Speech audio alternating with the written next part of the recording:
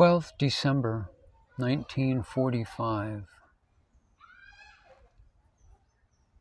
Conventional respect.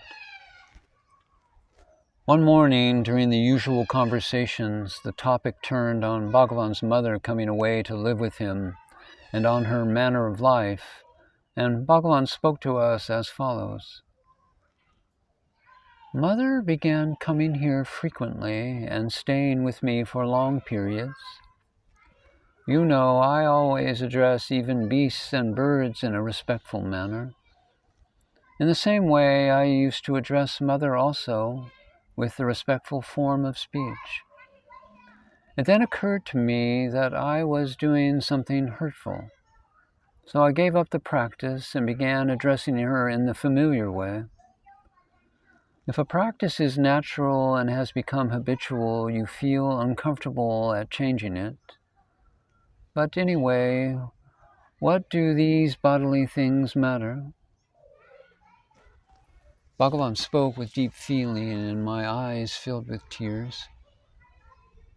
Before the dawn of youth appeared on his face, he had relinquished all worldly desires, and with divine desire he hastened to the holy Arunachala, where he reigns in the kingdom of eternal bliss. How can one speak of the enormous fortune of that mother, in having had the privilege of being called Amma, mother, by such a son?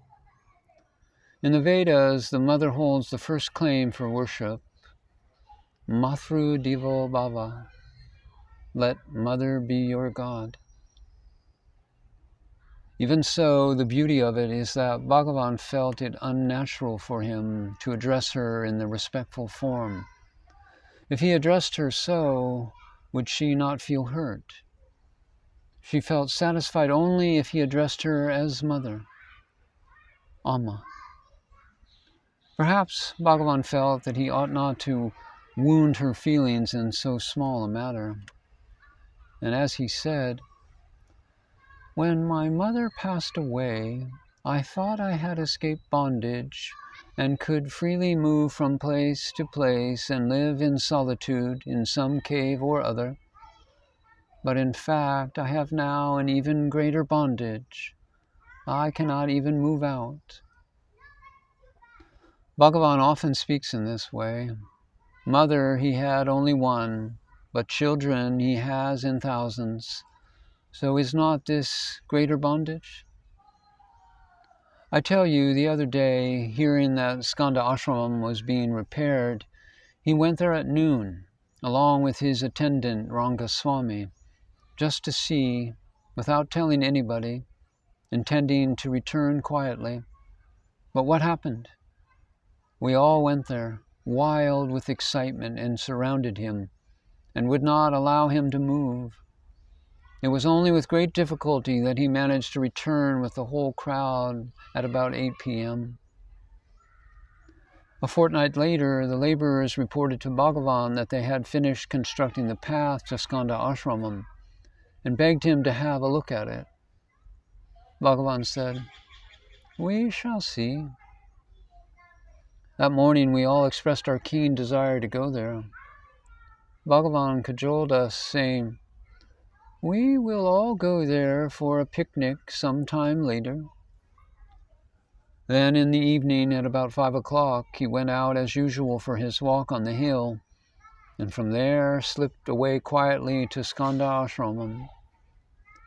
As soon as this became known, men and women alike began going up the hill with torches and lanterns, regardless of the approaching darkness. It was one thing for people who do not know Bhagavan's ways to follow him up the hill, but I thought that I, who knew how things were, ought not to go. Twice I started to go up and returned after reaching the first turning point, but finally I could not resist the temptation to follow the crowd. Just as the monkey cannot change its nature, however we cajole it, so my mind's natural tendencies reasserted themselves, however much I tried to control them. What is the use of being sorry about it afterwards?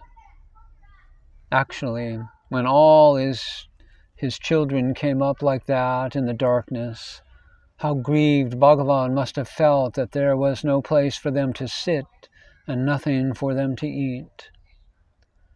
That is why, in his overflowing kindness, he later arranged a regular feast for them. How could he manage this enormous family but for his wonderful controlling ability? How could he manage to be so detached, even in the midst of this big family? Were he not full of profound peace? Remember, there is nothing beyond the power of the great Master.